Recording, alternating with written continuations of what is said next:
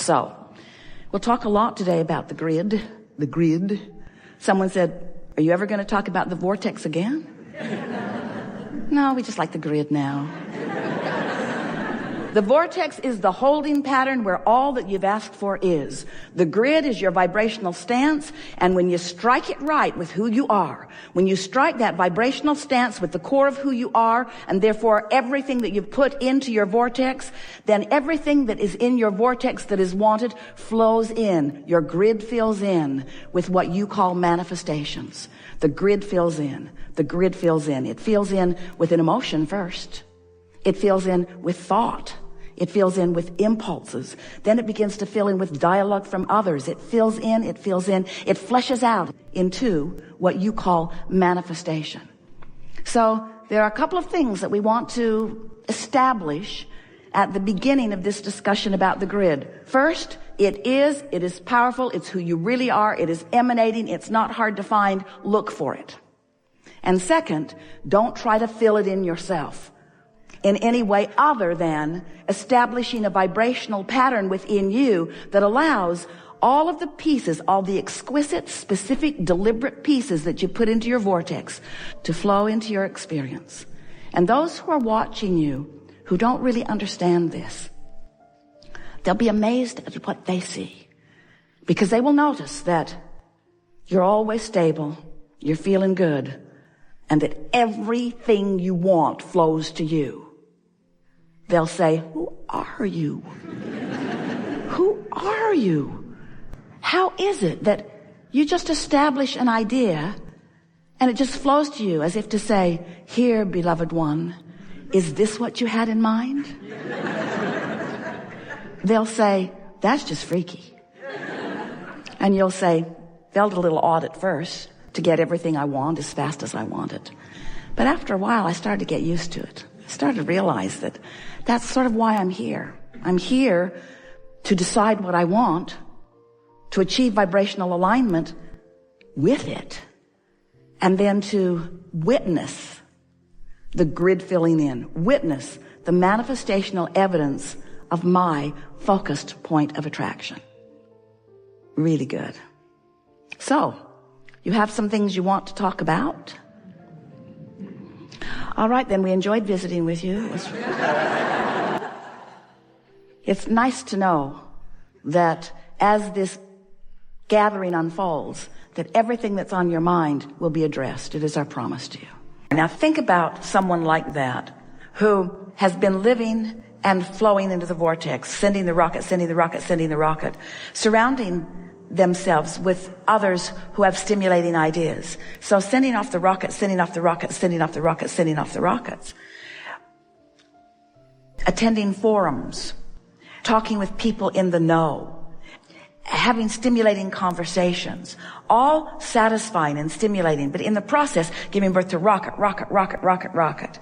And then somehow finding alignment with what they've created in their vortex and the idea flowing. An idea that when the idea flows, they feel the magnitude of it. You can't feel the magnitude of a little idea. That's why step one matters so much. You want to parlay your vortex into high-flying, really strong, powerful desires. And then when you come into alignment with that, the magnitude of the feeling lets you know without any doubt that you have an idea that is worth pursuing. Nothing can keep you from following up on an idea like that. And then, of course, the ideas come and come and come and come. We're not just talking about an idea. The success of those that you are speaking of didn't come from one idea. They didn't just stumble on an idea and then set it into motion. Those ideas kept coming and kept coming and kept coming. Right place, right time, right place, right time, right place, right time, right place, right time. Kept coming and coming and coming and coming and coming and coming and coming. There are thousands of decisions that were made and are still being made in the process of that evolution of that, you see. We want you to think of the fun, and this is so what we want you to hear. Because this is what most people don't know about those people that you are talking about. Because most people who are standing on the outside of a creation like that think that, oh, they just stumbled on an idea and then their fun started. Their fun started long before that idea hatched. They were having fun in the sifting and sorting. They were having fun in the speculation. They were having the fun in the picking the minds of others. They were having fun in the dreaming of what could be. They were having fun in the launching of the rockets. They were having fun in the tuning themselves into the alignment of it. You see, it's not just the culmination of something, because there never is a culmination. It looks like that to you if you're on the outside of it. Bam! It looks like boom! It just happened for that person. But the fun is in the molding of the energies, you see. It would be like someone creating a magnificent statue, and you say, oh, it must be really fun now that this is complete. And any artist would tell you, not that much fun now. Sort of done with that. But I'd sure like to show you the clump of clay I'm working on now. Say, well, that clump of clay doesn't look like much. I know, but this is where all the fun is. It's where all the fun is. The fun is in the becoming. The fun is in the discovery. The fun is in the alignment. The fun is in the new idea. The fun never stops, you see. It never stops. And so those people that you're speaking of, they still are flowing. They still are adding to it. And if they're not, then their whatever it was that they created is diminishing. And what we're wanting you to understand is that, yes, of course, you know what you don't want, but you also know what you do want. And the art of allowing, which is what we call these seminars, is about utilizing your emotional guidance system in order to recognize which end of the wave you're on every subject in the world. In other words, you, in the living of life and in the sorting through the contrast, you have launched a myriad of never-ending desires. And those desires are being held in a vibrational escrow by the larger part of you, who remains always on the knowing what I do want end of the vibrational stick. So you sort of understand, don't you, that you are more than you see here in these physical bodies? You are vibrational beings. You are source energy in physical form. You were non-physical energy before you expressed yourself here in this physical body. But when this you that you know as you was born into this magnificent physical body, the larger part of you still remains non-physically focused. Over time, man has tried to define that part of you. Sometimes you call it soul, or source, or God. We want you to understand that no matter what you call it, the larger part of you will always be non-physically focused, and the larger part of you will always be the holder of the leading edge desires that you have launched from your physical experience. In other words, sometimes physical humans have it backwards. They say, oh, non-physical is source-like, and it's all finished because it's not coming forth to suffer anymore. It's not coming forth to strive or to progress. And here we are, humble humans that we are, here serving our whatever it is, and learning and growing or climbing the karmic wheel or whatever. And hopefully we'll be able to prove ourselves worthy enough that we can return to heaven and never have to come back to earth again. And we say, you could not have it more screwy, because you are source energy. You are eternal beings. You are non-physical energy. And you love to send a part of that which is you into a leading edge experience where the environment can evoke from you new ideas of expansion, the evolution of all that is. Not just the species on your planet, the evolution of all that is happening because of this leading edge time-space reality that you are focused within. So as you come forth and you are exposed to contrast and you know what you don't want, rockets of desires exude from you. And the non-physical part of you, that larger eternal part of you, rides that rocket and holds steady to that vibrational frequency. Now you're constantly amending it, but the source within you constantly holds to your new decisions.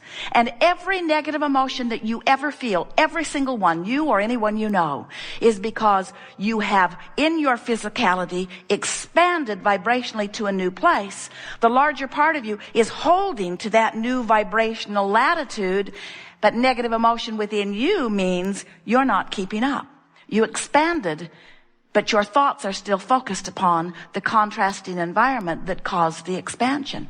It's like someone going to their mailbox, finding more bills than they can pay, feeling awful about it because they want to be responsible and keep their promises. They actually feel fear because they are focusing upon the exact opposite of what they want. They want prosperity. They're focused on the opposite of it. They want to be responsible and keep their commitments. They're focused upon not being able to do that. So as they focus on this reality, they feel negative emotion. Negative emotion not because they're focused upon reality. Negative emotion because the reality that they're focused upon has them offering a different vibration than their desire. So they take the emotional hit. And we say, fine, nothing wrong with that, because in that exaggerated moment, you launched more rockets of desire. You asked for even more prosperity. You asked for even more ability to keep your promises to the financial lenders. You launched even more rockets to keep your commitments to yourself. You launched even more rockets. But are you following the train of those rockets? Are you making an effort to think about how nice it will be when the money catches up with the vibration? Or are you beating the drum, it's been this way too long? It's hard. I don't like this. It's not fair. It's that one's fault and that one's fault and that one's fault and that one's fault.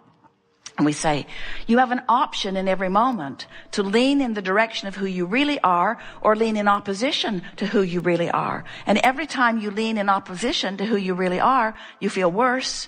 And every time you lean in the direction of who you are, you feel better. So when we say to you, are you enjoying the contrast of your time and place?